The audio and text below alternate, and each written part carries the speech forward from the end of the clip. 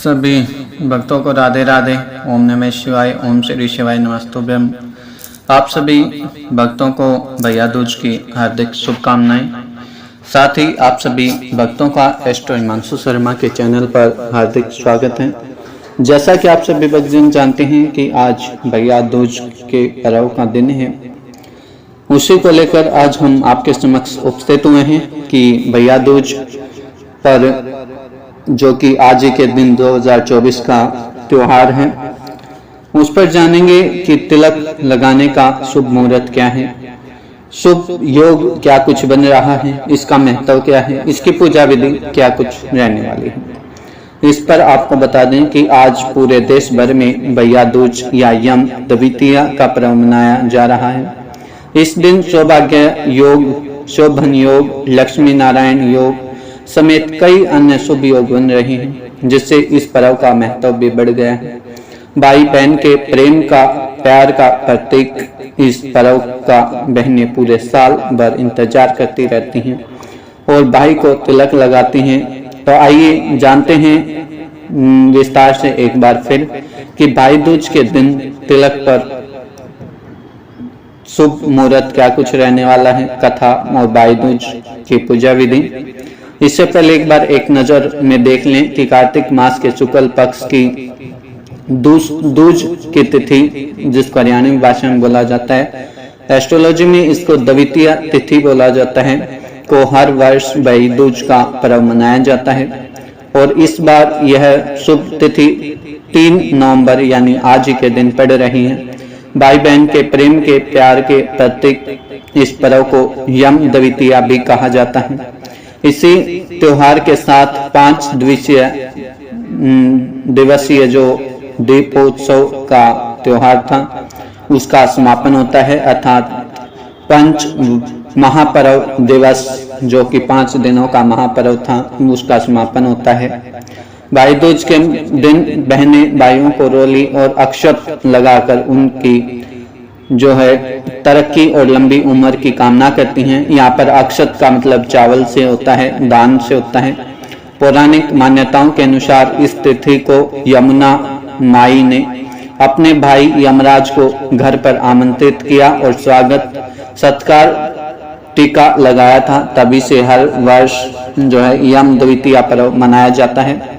तो आइए विस्तार से जानते हैं कि भाई दूज के टीके का शुभ मुहूर्त क्या कुछ रहने वाला है, शुभ योग क्या कुछ बनने वाले हैं और भाई दूज का महत्व क्या कुछ है। साथ ही आप लोगों को आज हम भाई दूज की कथा भी बताएंगे और साथ ही इसकी पूजा विधि के बारे में भी बताएंगे। उससे पहले एक बार अपने चैनल को सब्सक्राइब अवश्य रूप से कर लें, साथ में इसे अन्य लोगों के पास में भी शेयर कर दें, ताकि अन्य भक्तजन भी जो है समय पर अपने इस त्योहार को मना पाएं और उस त्योहार का न केवल अच्छा फल प्राप्त कर पाएं, बल्कि वो अपने जीवन को भी सार्थक में, आनंद में बना पाएं। और कोई भक्तजन अगर किसी दूसरे भक्तजन की इतनी मदद कर दे कि एक अच्छा जीवन जीने में उसकी मदद कर दे, तो उससे अच्छा कर्म उस जीवन भर की खुशियां देने से और अच्छा कर्म क्या होगा। इसलिए आपसे एक बार पुनः निवेदन है कि इस वीडियो को, इस चैनल को अन्य लोगों के पास में अवश्य भेजें, ताकि अन्य लोग भी अपने इस परिवार का सदस्य बने और आपकी तरह से ही जो है अच्छी और आवश्यक जानकारियां प्राप्त करते रहें और समय पर अपने सभी पर्व और लाभों को प्राप्त कर पाएं।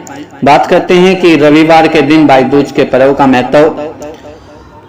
तो स्वास्तिक ज्योतिष केंद्र के आचार्य बताते हैं, जो कि SS नागपाल जी के अनुसार भी है और अन्य एस्ट्रोलॉजर्स के अनुसार भी है, कि कार्तिक माह के शुक्ल पक्ष की दूसरी तिथि अर्थात द्वितीय तिथि शनिवार को रात को 8:21 से शुरू हुई और अगले दिन यानी कि आज के दिन रात 10:05 पर यह समाप्त होगी। ऐसे में उदय तिथि के आधार पर बात की जाए तो भैया दूज रविवार यानी आज के दिन मनाया जा रहा है, जो कि सर्वसम्मत भी है और उचित भी है। अब बात करते हैं भाई दूज के टीके के शुभ मुहूर्त की। तो उसको लेकर भी काफी संशय की स्थिति बनी हुई है, काफी जो है विरोधाभास की स्थिति बनी हुई है। लेकिन इस चीज को देखते हुए हम आपको आज बताने जा रहे हैं कि इस भाई दूज के टीके का शुभ जो मुहूर्त है वो क्या कुछ रहने वाला है। इसमें बता दें कि आपको 1:30 बजे से लेकर 2:53 अर्थात 1:30 बजे से लेकर 3 बजे तक जो है आप राखी अर्थात आप टीका कर सकते हैं और भाई दूज का त्योहार मना सकते हैं। उस समय आपके लिए अच्छा समय रहने वाला है। अब साथ ही आपको बता दें कि हर सिक्के का दूसरा पहलू भी होता है। उसी तरह जैसे शुभ मुहूर्त है उसी तरह से आपको जो टीका कब नहीं लगाना है वो भी बताएंगे। तो उसके लिए भी जो है राहु काल का समय जो अच्छा नहीं माना जाता है, जो कि शाम को इसके ठीक बाद अर्थात 3 बजे के बाद जो है शुरू हो रहा है, जो कि अशुभ तो संयोग बना ही रहा है, साथ में वो रोगी भी बना रहा है, रोग को भी प्राप्ति देने वाला है। साथ ही उसके बाद में भी जो लड़ाई झगड़े वाले संशय की स्थिति बनी हुई है ये लगभग जो है 5:30 तक स्थिति बन रही है। उसके बाद जो है इसमें राहु काल का जो समय है वो ज्यादातर 1.5 घंटे का होता है। तो इस हिसाब से बात करें तो 3 के बाद आप जो है 6 बजे के बाद जो है राहु काल समाप्त हो रहा है, इसलिए इस समय टीका लगाने से आप बचें।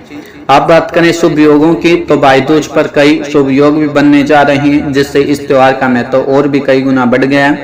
भाई दूज के दिन 11:39 तक सौभाग्य योग रहेगा और इसके बाद अगर बात की जाए तो लक्ष्मी नारायण योग, शशस राज योग जैसे शुभ योग भी साथ ही बन रहे हैं।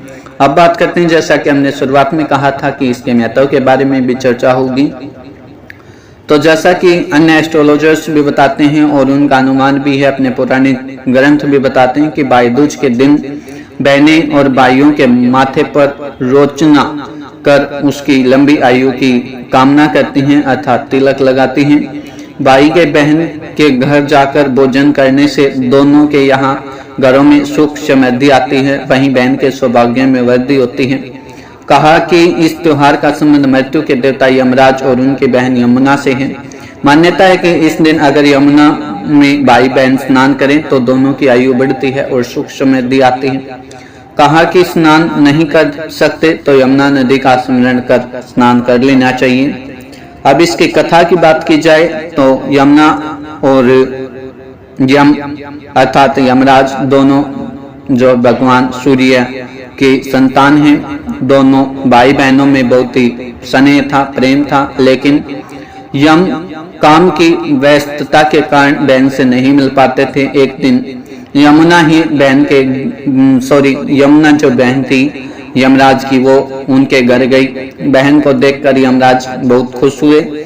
उन्होंने बहन से वर मांगने को कहा। तब बहन ने कहा कि आज के दिन जो यमुना में स्नान करे उसे यमलोक न जाना पड़े। माना जाता है कि तभी से लोग इस दिन यमुना में स्नान करते हैं। अब बात करते हैं टीका लगाने की। तो भैया दूज पर जो आपको कैसे टीका लगाना है उसको भी आज हम अच्छे से बताएंगे, जो कि अपने पुराणों में भी बताया गया है और हम जैसे आप जैसे सो को जो है काफी विस्तार से बताते हैं कि भाई को पूर्व दिशा की ओर और बहन को पश्चिम दिशा की ओर मुख करके बैठना चाहिए। अर्थात भाई की स्थिति जो है इस प्रकार होनी चाहिए कि भाई का मुख पूर्व दिशा में और पीठ पश्चिम दिशा में हो और बहन की पीठ पूर्व दिशा में और मुख पश्चिम दिशा की तरफ हो। शुभ मुहूर्त में भाई को एक आसन पर बैठाकर तिलक लगाना चाहिए।